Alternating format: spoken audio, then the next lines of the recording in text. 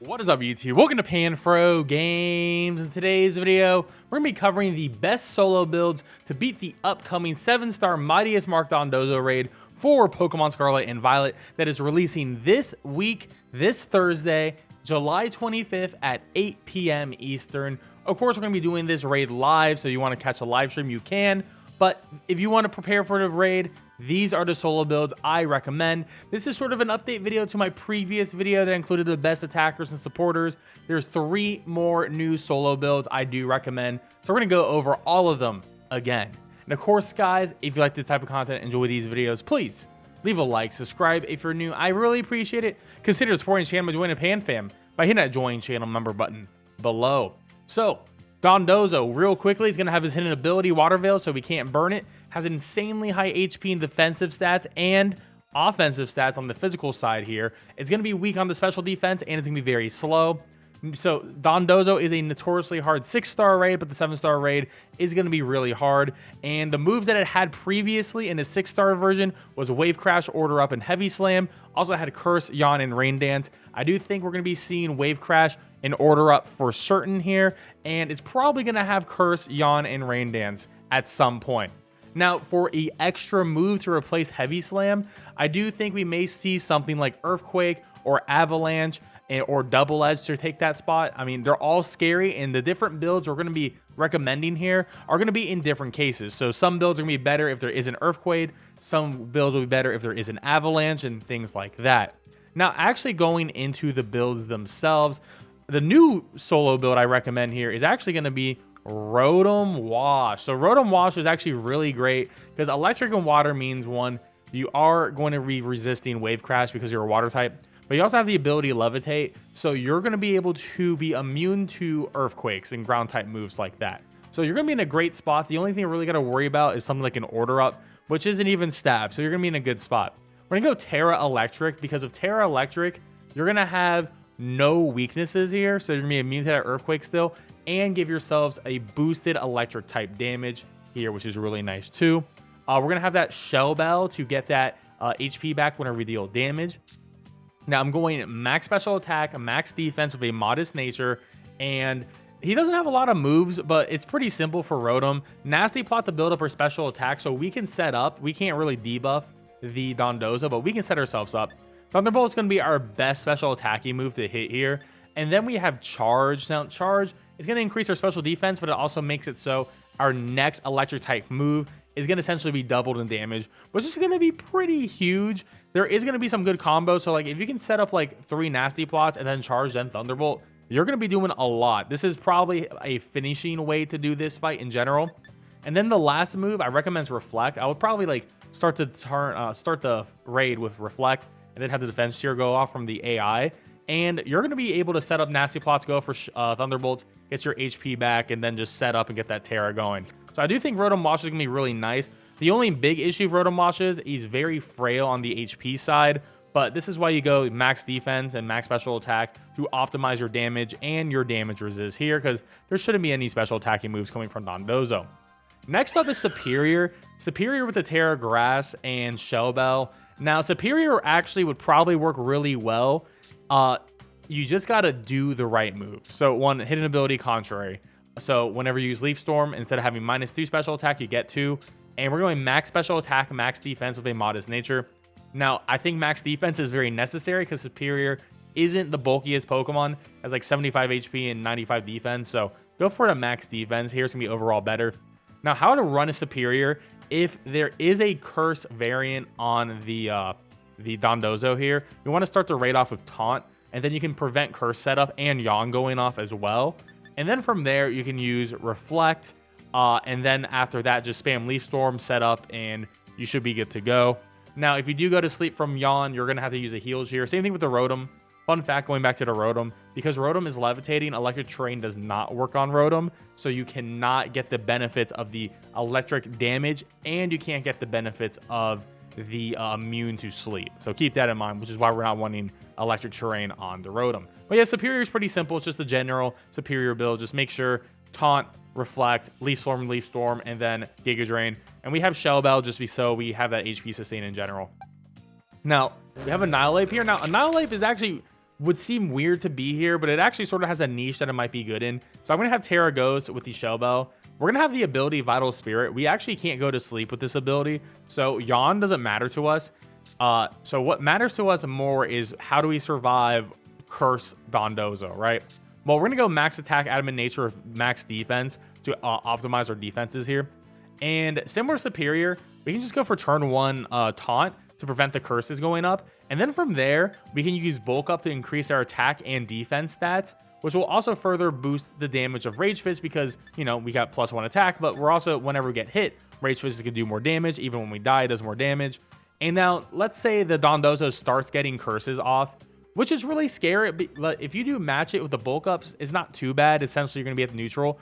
But then you use a focus energy, you have a 50% chance of getting a critical hit. You get a critical hit on the Dondozo, you ignore all his defenses, and then with, like, let's say you're like +4, +5 on bulk up with a Rage Fist and Terra Ghost, you're just gonna blast right through it. So I do think Annihilate is gonna be a decent build. I don't think it'll be necessarily the best build, but for people who refuse to make anything else and just use Annihilate, then there is a chance for you to win with just the Rage Ape in general.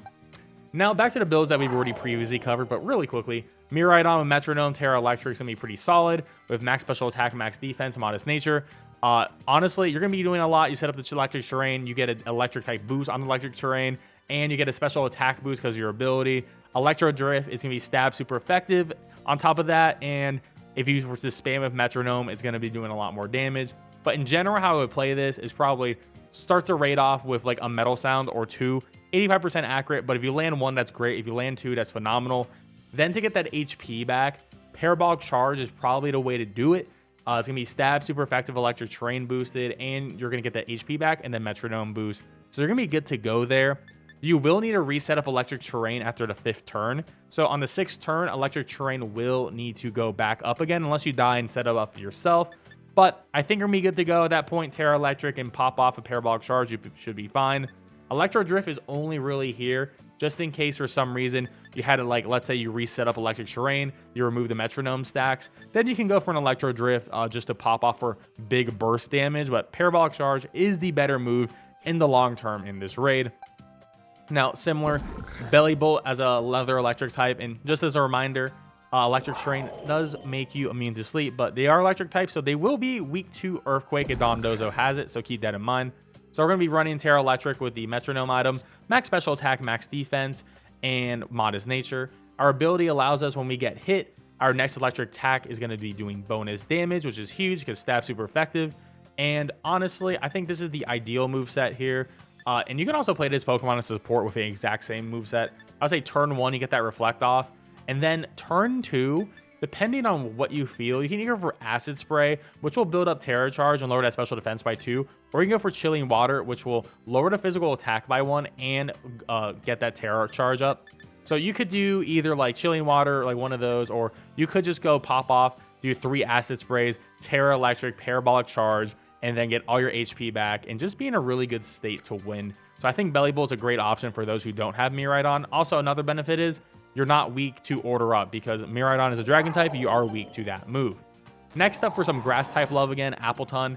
Now, Appleton is actually really good. You quad resist water, which is very nice. You're going to be weak to Order Up. You do resist Earthquake. Now, you are 4 times weak to Ice, so if it does have Avalanche or Ice Fang, then Appleton will not be a good pick. We're going to go Terra Grass here with the Shell Bell. Max special attack, max defense with Thick Fat. Now, Thick Fat's actually nice because instead of being 4 times weak to Ice, you're only 2 times weak to Ice. And if you Terra Grass out of it, then Ice is actually neutral. So Appleton does have a lot of options here, which is really nice. Apple Acid is going to be a phenomenal move here. It's going to lower the special defense stat, build up your Terra Charge, and it's going to be your main way of getting HP back with the item Shell Bell. So I would actually recommend starting this raid off with like an Iron Defense or 2 Iron Defenses because we can't stop the curses going up. So might as well get the Iron Defenses. And then from there, you can use Apple Acid to get your HP back, build up an Orb.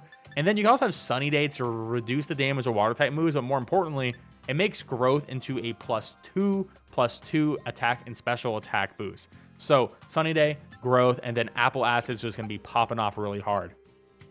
Now, next up, our other grass type. I do think Sinistcha is a very unique choice, but it's actually pretty solid overall. Grass Ghost is pretty nice because once again, you resist ground, you resist water. And, you know, you're not weak to dragon here. You are going to be weak to ice, but you are very defensive. And we're going to go with that Terra Grass with the metronome. We have heat proof, which doesn't really matter here. Max special attack, max defense, modest nature like the rest of them. And very similar to Appleton, you want to start this off with like an iron defense, 1 or 2 of these.